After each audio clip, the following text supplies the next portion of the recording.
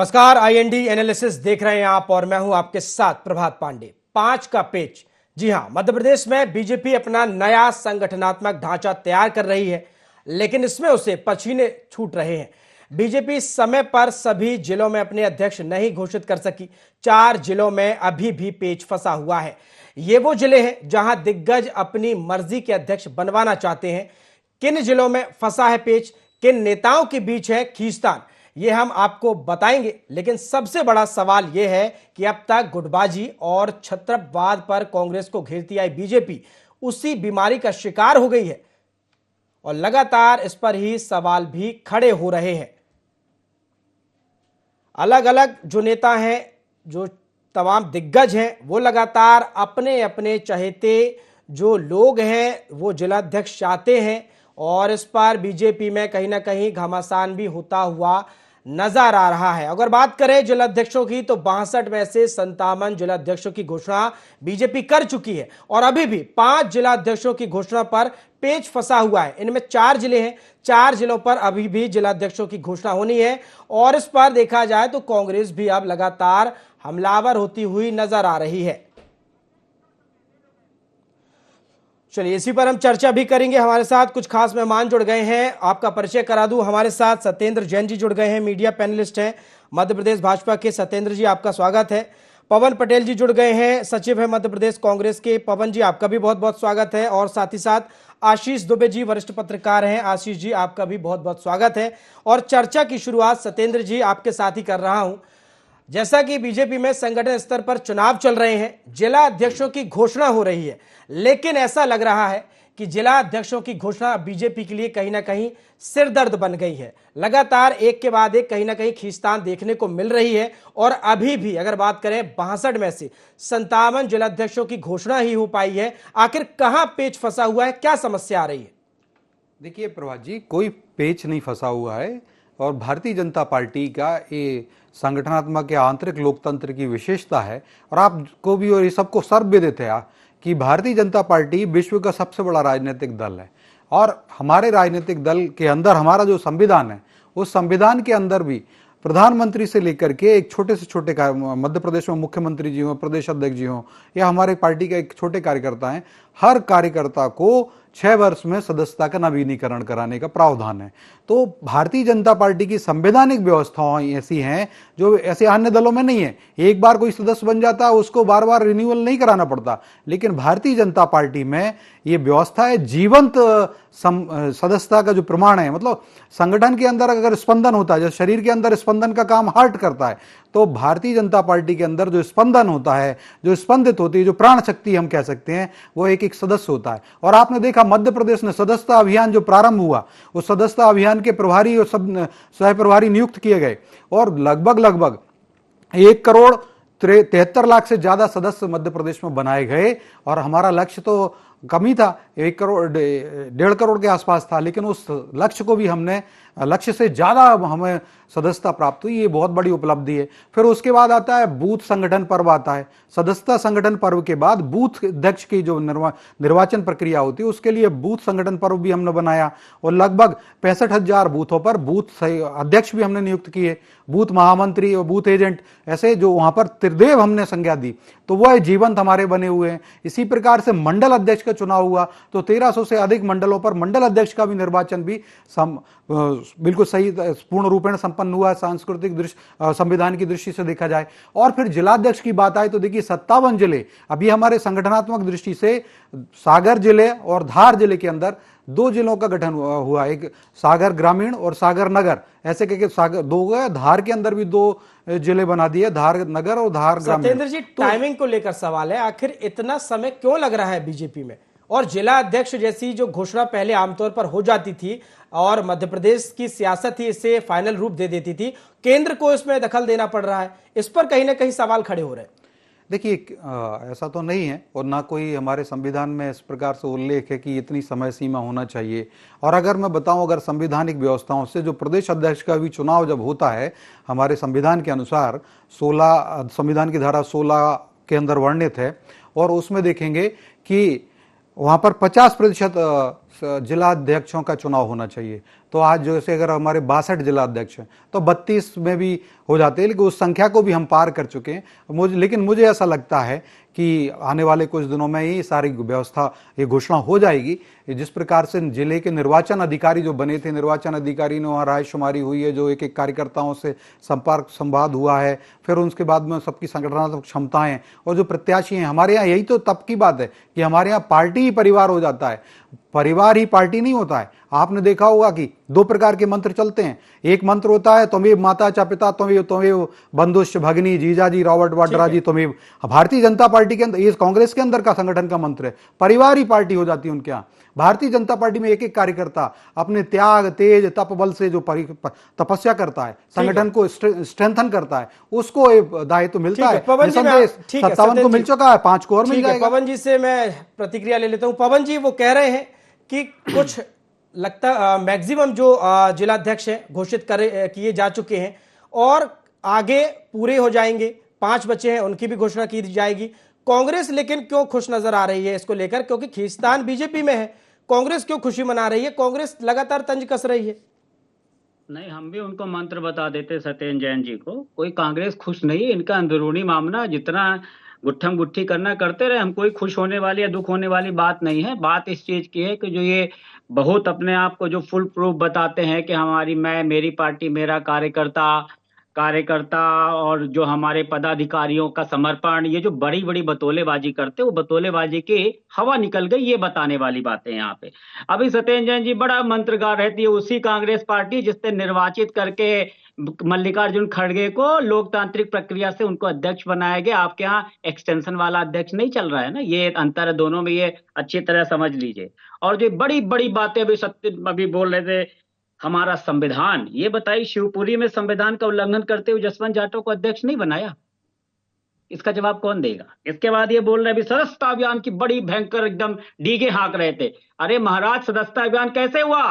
Paper पढ़ा होता कोई तो जानता कि ऑपरेशन थिएटर में लोग ऑपरेशन हो रहे हैं, उनको सदस्य बना दिया गया। एक बंदे को छतरपुर में सदस्य बनाने के लिए रोका, मारा पीटा, सदस्य बनाया, उसकी बाइक लेकर के भाग गए। तो इस तरह के सदस्यता अभियान है इनका। उंगली दिखाने से कुछ नहीं होगा सत्येंद्र जैन जी। भास्कर पेपर की रिपोर्ट है और हमारे परिचित की रिपोर्ट है। कांग्रेस के लोगों को इन्होंने सदस्य बनाने का अभियान दे दिया। RN पाटिल जी हैं, हमारे पिछड़ा वर्ग संगठन से जुड़े हुए हैं, उनको सदस्य बना दिया, जबकि वो भाजपा से नफरत करते हैं, भाजपा जैसी फिरका परस्त ताकतों से नफरत करते हैं, उनको सदस्य बनाने का मैसेज कर दिया। तो ये मैसेज में तो माहिर है, मैसेज कर दे, आंकड़ा बना दे, 6 करोड़ वृक्ष लगा दे, स्मार्ट सिटी बना दे, बुलेट ट्रेन चला दे। विज्ञापन में तो राम बीजेपी की गुटबाजी पर विज्ञापन की चुटकी ले रहे हैं। कांग्रेस की गुटबाजी का क्या? कांग्रेस की अंतर्कलह किससे छुपी हुई है? नहीं, कांग्रेस की किसी से छुपी रही हो या ना रही हो, अभी तो जो बात चल रही उसकी बात कर रहे। कांग्रेस की अगर गुटबाजी होती ना तो विजयपुर चुनाव में इनको नहीं हवा निकाल नहीं देते। वन मंत्री अकेला, इनको देखिए संविधान में कैसा संशोधन हुआ कि कांग्रेस पार्टी से उस व्यक्ति को ला करके अकेला मंत्रिमंडल का विस्तार किया गया। मेरे ख्याल से इतिहास होगा कि दूसरे पार्टी से लाए हुए व्यक्ति को, अकेले व्यक्ति को, क्या मजबूरी थी, सत्ता की इतनी क्या भूख थी? आपके पास आपके समर्पित कार्यकर्ता नहीं थे जो उनको आपने सदस्यता दिलाई। वन मंत्री जैसा अहम विभाग दिया उनको, 400 करोड़ की घोषणा कराई, पूरा मंत्रिमंडल, केंद्रीय मंत्रिमंडल संगठन वहां पे डेरा डाल दिया विजयपुर में। खरीदने की कोशिश की गई लेकिन टाई टाई फिक्स हो गए। बुधनी में दिखा दिया, ये दिखा दिया कि हमारे पार्टी में गुटबाजी नहीं है। हम जिस ढंग से चल रहे हैं ये प्रूव है, अभी दुनिया के सामने प्रूव है, दिखा दे। अभी अभी इनकी 400 पार की हवा भी निकली केंद्र में। तो भारतीय जनता पार्टी बतौलेबाजों की पार्टी है। ये विज्ञापन बस इनका पढ़ते रहिए, पूरा न्यूज पेपर में अगर इनका विज्ञापन पढ़ेंगे आप तो आपको लगेगा सब कुछ बढ़िया है, और अगर आप न्यूज पढ़ेंगे तो समझ जाएंगे कि विज्ञापन वाली सरकार है। ये दूसरों के ऊपर उंगली उठाते हैं लेकिन अपनी बात नहीं करते हैं। जो वादे करके आए थे चुनाव में, वादों को पूरा करने की बात कोई नहीं करेगा। महंगाई, बेरोजगारी, कर्जे पर कर्जा, 100 दिन में काला धन आने वाला था, अनेकों ऐसी चीजें जो हर व्यक्ति जानता है।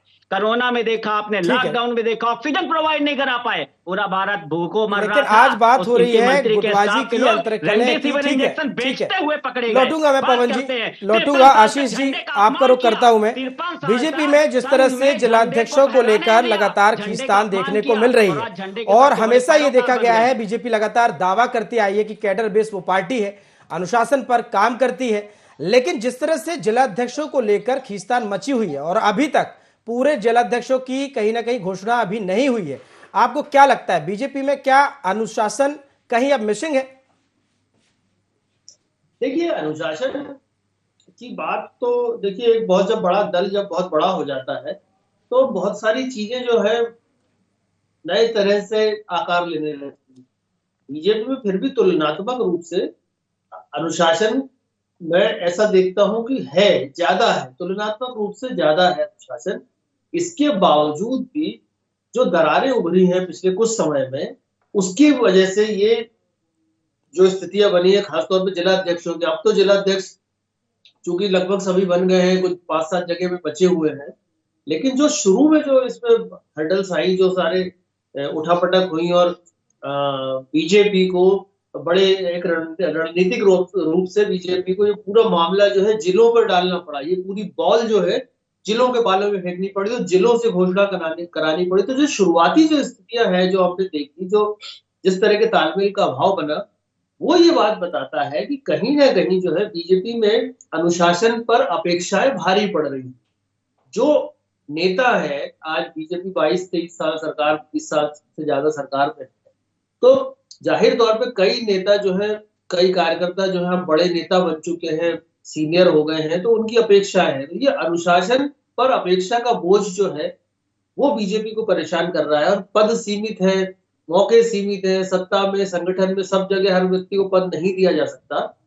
इस दुविधा में, इस पशोपेश में, इस उलझन में बीजेपी साफ तौर पर नजर आती है। और बीजेपी में मैंने जैसा बताया, कुछ जो नेता थे प्रारंभिक अपने स्टेज पे, उनके कद बड़े हो गए, लेकिन जो बड़े नेता थे उनके कद और बड़े हो, उनका प्रभाव क्षेत्र और बड़ा हो। आशीष जी, लेकिन हम उनका शब्दों का दायरा कोई और भी बड़ा इस्तेमाल कर ले, अगर इस तरह से परेशानी है, बड़े नेता, बड़ा गुट और फिर गुटबाजी, क्या गुटबाजी का शिकार ही लगातार बीजेपी हो रही है? शब्दों का हम भले कोई भी चयन कर ले। हाँ, कहा जा सकता है कि जो बड़े नेता है उनका अपना प्रभाव क्षेत्र, अपना दायरा, अपना गुट हो गया है। ये कांग्रेस में भी है कि छत्रप है, अपने उनकी अपेक्षा है अपनी तरह, इसी तरह बीजेपी में भी है। बीजेपी में तुलनात्मक रूप से थोड़ी सी स्थिति ऐसी कम होती है, जैसे भी होता है बीजेपी उसको कंट्रोल करती है उन चीजों को। बावजूद भी ये जो परिस्थितियां है, आप देखिए विधानसभा चुनाव जब बीजेपी का हुआ था तब भी कई जगह पर इस तरह के सुर उभरे थे, टिकटों को लेकर, इसको लेकर, फिर उसको मैनेज किया गया। तो ये हर पार्टी की एक बहुत सामान्य सी विशेषता है, जब बहुत बड़ी चीजें होती हैं तो होती, लेकिन समस्या ये है कि बीजेपी को इन चीजों पे इसलिए काबू करना ज्यादा जरूरी होता है क्योंकि बीजेपी सबसे ज्यादा अनुशासनबद्ध पार्टी होने का, कॉर्डर बेस्ड पार्टी होने का सबसे ज्यादा दावा, सबसे ज्यादा क्लेम करती है। तो इसलिए ये परिस्थितियां मुझे लगता है कि अब काफी हद तक हो गया। 50% से ज्यादा यदि चुनाव होते हैं तो संगठन का आगे का रास्ता भी आसान हो जाता है चुनाव का। तो बीजेपी उस दुविधा से तो उभर गई है, लेकिन उस उभरने में उसको जितनी परेशानियों का सामना करना पड़ा है, उसे दूर करने की उसको जरूरत निश्चित तौर पर हो। ठीक है, सत्येंद्र जी से जवाब लेते हैं। सत्येंद्र जी, लगातार बीजेपी दावा करती है कैडर बेस वो पार्टी है और कार्यकर्ताओं के द्वारा खड़ी की गई पार्टी है, लेकिन अब जिस तरह से खींचतान देखने को मिल रही है, जिलाध्यक्षों को लेकर हो या तमाम चीजों को लेकर हो, आखिर दूसरी पार्टी और बीजेपी में क्या अंतर रह गया? देखिए, बहुत बड़ा अंतर है। जिस प्रकार से फर्श और अर्श में अंतर होता है, जमीन और आसमान में अंतर होता है, जो संगठन की जो खुशबू है, जो सुगंधी है, उसका अंतर है। आप देखिए, कांग्रेस में दुर्गंध आ रही है। जिस प्रकार से कांग्रेस को उन व्यक्ति को अध्यक्ष बना दिया जिनको की पार्टी का ही तेल लेने वो स्वयं ही कहते थे, उनका ध्यान रखिए। और अभी वो स्वयं ही कह रहे हैं, क्या कह रहे हैं कि कांग्रेस में कैंसर है, गुटबाजी का कैंसर है और किस अनेक स्तर पर कैंसर है। तो जीतू पटवारी जी के समय सबसे ज्यादा कांग्रेस छोड़ने वाला जीतू पटवारी जी का रिकॉर्ड हो गया कि सबसे ज्यादा कांग्रेसी उन्होंने कांग्रेस छोड़ी है तो उनके समय काल में छोड़ी है। सबसे जीरो आया है लोकसभा चुनाव में, अगर कांग्रेस को शून्य देने का काम जो महान जो रहे, मैं कहूंगा अनुसंधानकर्ता ही कहेंगे, कांग्रेस के लिए उन्होंने गिफ्ट दी, उपहार दिया शून्य का। लोकसभा में आज सांसद विहीन मध्य प्रदेश हो गया है कांग्रेस का, तो ये जीतू पटवारी जी की उपलब्धि है। और जिस प्रकार से जीतू पटवारी जी एक असफल पटवारी सिद्ध हुए, अपने कांग्रेस के नेताओं को नहीं संभाल पाए, अपने एक सांसद नहीं जिता पाए, और उसके साथ साथ अब वो स्क्रीनिंग करने लगे हैं, अब वो ऑन्कोलॉजिस्ट बन गए हैं, और वो कहते हैं कांग्रेस में गुटबाजी का कैंसर है। मुझे लगता है कि कांग्रेस को आप तेल लेने के साथ साथ अब वहां पर बताएं, अब जीतू पटवारी जी बताएं, मेरे पवन जी मित्र जो बताएंगे, प्रदीप जी बताएंगे कि किस प्रकार से कांग्रेस में किस स्तर पर कैंसर का स्तर है, कौन कौन सा गुटबाजी, क्या दिग्विजय सिंह जी कैंसर के प्रतीक बता दिया, जिस प्रकार से कमलनाथ जी को बता दिया, जिस प्रकार से अरुण यादव जी को बता दिया, राहुल भैया को बता दिया, तो कांग्रेस में किस स्तर पर गुटबाजी का कैंसर है अभी जरा स्पष्ट करना हो। मैं कहता हूं जो संविधान की बात करने वाले ये कहते हैं मल्लिकार्जुन खड़गे जी और राहुल गांधी जी और बाबा साहब अंबेडकर की बात करने, ये ढोंगी और पाखंडी लोग। आप देखिए सबसे ऊपर किसको लगा दिया, और जो महात्मा गांधी और बाबा साहब अंबेडकर जिन्होंने संविधान बनाया उनकी फोटो नीचे। सत्येंद्र जी, चूंकि अब आपने संविधान की बात की है, तो शिवपुरी में फिर बीजेपी ने क्या किया? क्या संविधान को बीजेपी ने ताक पे नहीं रखा अपने? देखिए प्रभात जी, शिवपुरी में अगर भारतीय जनता पार्टी का जो संविधान है उसमें आर्टिकल 12 कहता है, उसमें सक्रिय सदस्य कौन हो सकता है। सक्रिय सदस्य को, जो भी सक्रिय सदस्य होगा उसके लिए 3 वर्ष का कार्यकाल दिया गया, और जो सक्रिय सदस्य होता है वह जिले की मंडल स्तर के ऊपर की सारी जगह पे वो लड़ सकता है चुनाव। कितने साल तो का मैं कहता हूं 4 साल से ज्यादा हो गया, तो वो हमारा संविधान का पालन किया। देख लीजिए आप आर्टिकल 12 में, पढ़ के भी बता सकता हूं आपको। आर्टिकल 12 में जो कहा गया, सक्रिय सदस्य होने के लिए उसको 100 रुपए का योगदान देना होता है, और उसको जो 3 साल से ज्यादा उस हमारे राजनीतिक दल में काम करने का होना चाहिए, और अगर सक्रिय सदस्य बन जाता है तो वो एलिजिबल हो जाता है। धारा 12 कह रहे हैं कि जसवंत जाटव को जिलाध्यक्ष संविधान के तौर पर बनाया गया, लेकिन जो वहां के स्थानीय विधायक हैं रमेश खटीक, वो इसका विरोध करते नजर आए हैं। देखिए मैं बता दूं, भारतीय जनता आपके पार्टी विधायक है वो बीजेपी से, मुझे लगता है, लेकिन अब मैं बता दूं कि वो संवैधानिक निर्णय लिया गया हमारी पार्टी की ओर से। धारा 12 कहती है सक्रिय सदस्य, पार्टी का सक्रिय सदस्य उसे माना जाएगा जिस पार्टी का सदस्य बने कम से कम 3 वर्ष का समय हो सक्रिय। और मैं सीधा सीधा आ जाता हूं, इसमें लिखा है कि मंडल समिति या उससे ऊपर की किसी समिति या परिषद का चुनाव लड़ने अथवा सदस्य बनने का हक सक्रिय सदस्य को होगा। तो 3 वर्ष का कार्यकाल होना चाहिए, और तो उन्होंने 4 साल से ज्यादा किया। तो मैं बता रहा हूं संविधान की, तो मुझे लगता है इसमें ये अब कांग्रेस बताए, कांग्रेस के अंदर तो कैंसर भरा पड़ा है। हम तो कह रहे हैं तपस्या करके आते हैं, अभिषेक न संस्कार सिंगस्त क्रियते होना विक्रमार्जितस्तु हम स्वमी ब्रगेंद्रता। तो हमारे यहाँ हर कार्यकर्ता अपने त्याग से, तप से, तेज से, पुरुषार्थ से, पराक्रम से अपने आप को सिद्ध करता है, और भारतीय जनता पार्टी ऐसे कार्यकर्ताओं की आरती उतारने का काम करती है। आपने जो 57 जिलाध्यक्ष देखे, आपने देखा होगा एक एक जिलाध्यक्ष को वो टेस्टेड है, जो खरे परखे जांचे, हर कसौटी पर सांचे, 24 कैरेट गोल्ड जिसकी हम कहते हैं, उस गोल्ड की तरह वो भांति उज्ज्वल हैं, कंचन है। और उस प्रकार से निसंदेह जो 5 जिलाध्यक्ष हैं उनमें भी हमारी पार्टी का चयन हो जाएगा। आप देखिए, यही तो संगठन की विशेषता है। अभी बताते हैं। ठीक है पवन जी, जवाब दीजिए और ये भी बताइए कि आप दूसरों की बीमारी गिना रहे हैं लेकिन अपने कैंसर का इलाज नहीं कर रहे हैं। ये इनकी पार्टी तेल लेने चली जाती है तो उस पर नहीं बोलेंगे। अरे धिक्कार है इस कांग्रेस पार्टी को, हमारे मित्र को। सत्येंद्र जी बोलिए, बोलेंगे नहीं तो बोलिए ना, आप टू द पॉइंट बोलिए। आप इधर उधर की बात मुझे नहीं सुनने देंगे कांग्रेस का कारभार कैसे लुटा। देखिए सच लगा लीजिए, इनको रोकिए, इनकी आवाज म्यूट करिए। ये मैं बता रहा हूँ, ये अब नहीं बोलने देंगे। सुनिए अब मेरी बात। ठीक है बोलिए। ये बता दे धारा कौन, अरे सुनिए तो, रुचि है आपकी कौन सी धारा, अरे यार सत्येंद्र जी, आपकी कौन सी धारा के अंतर्गत रामनिवास रावत जी को भाजपा में शामिल करा है? एक तो उस धारा का वाचन करिए, मैं तैयार हूं सुनने के लिए। और सुनिए 24 कैरेट सुनिए, मेरी बात सुनिए। गोपाल भार्गव और भूपेंद्र सिंह आपके क्या पीतल हो चुके थे? जो 24 कैरेट गोल्ड वहां पे गोविंद सिंह राजपूत को आपने बनाया, बताइए दोनों का गोल्ड कैसे आपने मापा? कौन से गोल्ड से मापा? कितने कैरेट गोल्ड थे पहले आप अपना तो कैंसर बता दो, मैं सब बता दूंगा। एक बार कैंसर पे बोल दो कि क्या आप कैंसर हो, क्या आज पवन जी कैंसर है क्या? जिस प्रकार से जीतू पटवारी जी ने कहा कांग्रेस में गुटबाजी का, आप मुझे नहीं पता आप किस गुट से आते हैं, तो आपके गुट को कैंसर बोल रहे हो मुझे लगता है। तो आपको स्पष्ट करना पड़ेगा। मैं सारे जवाब दूंगा प्रभात जी, इनसे बोल दीजिए जरा, बोलने दीजिए सत्येंद्र जी, वो बोल रहे अपनी बात। जी जी पवन जी इनका म्यूट करिए। देखिए, बोलिए, हम ये बोलिए। नहीं बताएंगे, फ्रस्ट्रेट धारा हो का जाते वाचन हैं, नहीं करेंगे, नैराश्य रामनिवास भी रावत चले की जाते धारा हैं, का थोड़ा वाचन नहीं धैर्य करेंगे। रखें। गोपाल भार्गव, भूपेंद्र सिंह 24 कैरेट गोल्ड नहीं, अभी इन्होंने खुद बोल दिया कि हमारे कार्यकर्ता 24 कैरेट गोल्ड नहीं, इसलिए उन्होंने गोविंद सिंह राजपूत को वहां दे दिया। दोनों लोग को मैं घर बैठा दिया, घर बैठा दिया, इतने सीनियर लोगों को घर बैठा दिया, क्योंकि वो 24 कैरेट गोल्ड नहीं थे। अब ये बोल रहे ये भी रिकॉर्ड रहा होगा, अभी जो रिकॉर्ड गिना रहे थे ये भी रिकॉर्ड रहा होगा। ये सबसे ज्यादा कांग्रेस को शामिल कराने वाली भारतीय जनता पार्टी, क्योंकि उसके पास कार्यकर्ता नहीं थे, इसलिए कांग्रेस के लोगों जवाब को ले डरा लीजिए धमका करके भैया, हम शामिल इटली करा से नहीं करके लेके आए सरकार कोई बनाई। को, वो सुनिए, भारत माता के सुनिए, पुत्र हैं सभी, और कांग्रेस, किसी भी पवन जी, आप राजनीतिक दल की तमाम बात बातें कह रहे हैं, आप तो लेकिन धिक्कार है, मेरा- चुल्लू और पानी में डूब मरो, सत्येंद्र जी, इटली से ले आए हो सोनिया जी को। कांग्रेस मुक्त भारत अरे करने शर्म आनी वाला चाहिए पवन जी, आपको। जीतू देखने It is a big वालों जीतू shame को for the Patwari whole ji Congress। के बयान पर आपने युक्त कुछ नहीं भाजपा कहा। कर दी हमने। सत्येंद्र क्या जी, आपको आप नहीं बात ही लगता कि सुनते उन्होंने हो। जिस तरह से बयान कांग्रेस दिया मुक्त है, एक भारत कर रहे सच्चाई थे, उन्होंने आज बताई भाजपा है? युक्त कांग्रेस हो गई। जीतू पटवारी के बयान पर आपने कुछ नहीं कहा? नहीं, अभी हम कहते हैं सुन नहीं दे रहे, हम तो सब चीज बोलते हैं। जी। किस चीज की बताइए, कौन सा बयान की बात कर रहे हैं? उन्होंने जिस तरह से कहा है कि अगर गुटबाजी होती है पार्टी में तो वो कैंसर की तरह है, और या तो कैंसर बट खत्म obvious होगा है, बट और obvious या है। तो अभी ये बोले हमें खत्म होना गुट- पड़ेगा। क्या हाँ, उन्होंने गुटबाजी पार्टी में खत्म जो होना चाहिए। अंदर खाने जो चीजें चल गुटबाजी, रही है उसका देखिए, दर्द झलकाया है?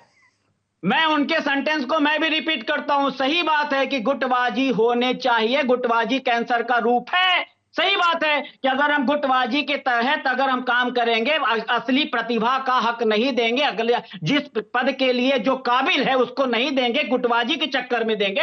बड़ा खुला सा बयान है, ये जबरदस्ती इसको इतना तूल पकड़ रहे हैं। जवाब ये दे बता दे, दीजिए। अपनी जितनी प्रश्न किया अब इनका ही जवाब दे देंगे।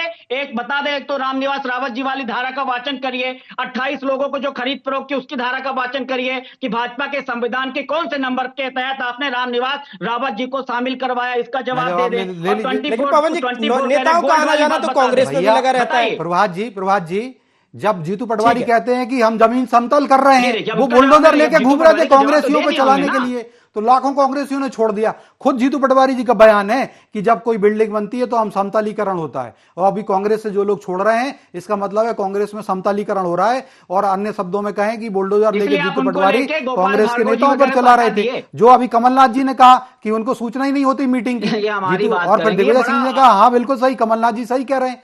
अभी मीटिंग में आया, फिर कांग्रेस के प्रवक्ताओं की जो सूची जारी की गई थी उसको वापस ये ले लिया देखिए, गया। देखिए, वो जीतू जवाब पटवारी नहीं है, कहते नहीं इसलिए बोल नहीं रहे हैं। हमने होल्ड कर दी ठीक है, आप सूची। दोनों रुक जाइए। सूची। आशीष जी, तो मुझे ठीक है, लगता है अब आप दोनों रुक कांग्रेस जाइए। में जीतू पटवारी का बुलडोजर कांग्रेस को ही नाश कर रहा है। ठीक है, आप दोनों रुक जाइए। आशीष जी, जिस तरह से तमाम चीजें जो निकलकर सामने आ रही हैं, बीजेपी कह रही है कि एक प्रक्रिया के तहत संविधान को फॉलो करते हुए वो तमाम जिलाध्यक्षों की घोषणा कर रही है और तमाम तरह से संगठन स्तर पर उसके यहाँ चुनाव हो रहे हैं। लगातार कांग्रेस उस पर तंज कस रही है। कांग्रेस कह रही है कि उनकी पार्टी में तमाम तरह की जो चीजें हैं जो एक प्रक्रिया के तहत फॉलो की जाती है।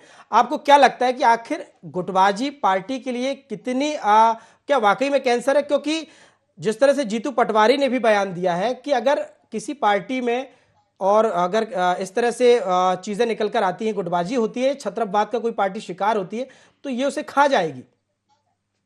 नहीं, निश्चित तौर पर वो बिल्कुल सही बात है कि जो भी गुटबाजी होती है किसी पार्टी को, उसका सबसे बड़ा उदाहरण खुद कांग्रेस है। कांग्रेस में कुछ इस तरह की समस्याएं आई, वो एक अलग विषय है, वैचारिक रूप से कुछ दिक्कतें थी कांग्रेस के साथ, लेकिन गुटबाजी भी एक बड़ी समस्या रही। कई राज्यों में कांग्रेस को नुकसान उठाना पड़ा। तो बीजेपी के लिए ये जो कांग्रेस की समस्या है केस स्टडी की तरह ही है ना, कि अगर इस परिस्थिति की वजह से कांग्रेस इस स्थिति पे आ गई कि उसको अपने दोबारा खड़े होने के लिए काफी संघर्ष की जरूरत है, तो ये क्या बीजेपी के लिए केस स्टडी की तरह नहीं होना चाहिए कि कांग्रेस ने अपने अच्छे बेहतर जीतू दिनों के पटवारी के बाद बयान को आप चीजों कैसे पर देखते हैं, जो उन्होंने ठीक से बात ध्यान कही, नहीं क्या दिया। कांग्रेस के अंदर तमाम चीजें जो चल रही हैं उसका दर्द बयां किया है उन्होंने? नहीं नहीं, निश्चित तौर पर वो तो बहुत साफ है, और कई नेता इस तरह से कांग्रेस के लोग खुल के बोलते भी रहे हैं ना, जिस तरह की गुटबाजी, और उसके परिणाम भी कई बार ऐसे सामने आते हैं कि इस तरह की चीजें हुई है। लेकिन मैं ये कहता हूं कि भाजपा को अभी जो समस्या का सामना करना पड़ा जिला अध्यक्षों के चुनाव में, संगठन चुनाव में, तो ये बीजेपी को भी देखना चाहिए कि अगर कोई चीज समय पर किसी रोग का इलाज नहीं होता है तो वैसी हो जाती है जैसे जीतू पटवारी कह रहे हैं। तो यही तो चीज है, और इसमें कोई बुराई नहीं है। बहुत सारे लोग होते हैं तो बहुत सारी मतभेदताएं उभरती हैं, और बीजेपी उसका इलाज बीजेपी होना जो चाहिए। बीजेपी कांग्रेस में उसका चल रहा इलाज है, अब जो कर रही बीजेपी है। में चल रहा है, तमाम बड़े नेताओं में जो बड़े नेता हैं उस क्षेत्र के टकराव जो देखने को मिल रहा है, क्या यह भी कहा जा सकता है कि कहीं ना कहीं जो राजशाही है वो लोकशाही पे हावी होती नजर आ रही है? नहीं, निश्चित तौर पर बहुत सारी चीजें हैं जो साफ दिख रही हैं कि हावी हो रही हैं, लेकिन इस पर जो अभी जो बात चल रही थी, मैं इसलिए कह रहा हूं कि अभी जब प्रदेश अध्यक्ष का चुनाव होगा या संगठन चुनाव आगे बढ़ेंगे, तो अभी जो समस्याएं आई हैं बीजेपी के साथ, जो भटकाव हुआ है, जो चीजें तय नहीं हो पाई फैसला, तो वो प्रदेश अध्यक्ष चुनाव में समझ आ जाएगा कि वो किस दिशा ठीक है, की ओर समझ ले आ जाने जाएगा। का अंतिम इशारा था। अंतिम 10 सेकंड सत्येंद्र जी, जी क्या राजशाही लोकशाही पर हावी हो रही है? 10 सेकंड। देखिए, बिल्कुल नहीं है। लोकशाही सर्वोपरि है। भारतीय जनता पार्टी का लोकतंत्र भी बड़ा सुदृढ़ है इस विषय में। और जिस प्रकार से वरिष्ठ पत्रकार जी ने कहा, आशीष जी ने कहा कि केस स्टडी के तौर पर लेना चाहिए, भारतीय जनता पार्टी ने केस स्टडी के तौर पर लिया है। आप देखिए, नेहरू जी ने किस प्रकार से अंबेडकर जी को मंत्रिमंडल से बाहर किया, 2-2 चुनाव हरवाए गए। तो गुटबाजी की प्रारंभ ठीक हुआ है, थे। आप कांग्रेस इंदिरा को जी ने कांग्रेस में चल रही चीजों को आप केस स्टडी के लिए कह रहे हैं, लेकिन ऐसा ना हो जिस तरह से चीजें नजर आ रही हैं अगली केस स्टडी बीजेपी पर हो। इस बात का भी बीजेपी को कहीं ना कहीं ध्यान देना जरूरी है, और जो खींचतान मची है कहीं ना कहीं ये रुकनी चाहिए। फिलहाल वक्त की कमी है, इसलिए चर्चा को यहीं समाप्त करना पड़ेगा। आप तीनों मेहमानों का जुड़ने के लिए शुक्रिया। तो मध्य प्रदेश में बीजेपी अपना नया संगठनात्मक ढांचा तैयार कर रही है, लेकिन इसमें उसे पसीने छूट रहे हैं। जोर आजमाइश हो, बड़े नेताओं के बीच टकराव हो, और इसी के चलते अभी भी कुछ जिले ऐसे हैं जहां पर जिलाध्यक्ष घोषित नहीं हो पाए हैं। 5 जिलाध्यक्षों की घोषणा बाकी है। देखना होगा कि बीजेपी आखिर इनकी घोषणा कब करती है, और इसके बाद जो बड़ा चुनाव होगा प्रदेश अध्यक्ष का, उसमें बीजेपी आखिर किस तरह से अपना प्रदेश अध्यक्ष भी चुनती है, और क्या उस पर भी कोई टकराव देखने को मिलेगा, देखने वाली बात होगी। फिलहाल IND एनालिसिस में इतना ही। देश और दुनिया की तमाम खबरों के लिए आप देखते रहिए IND 24। नमस्कार।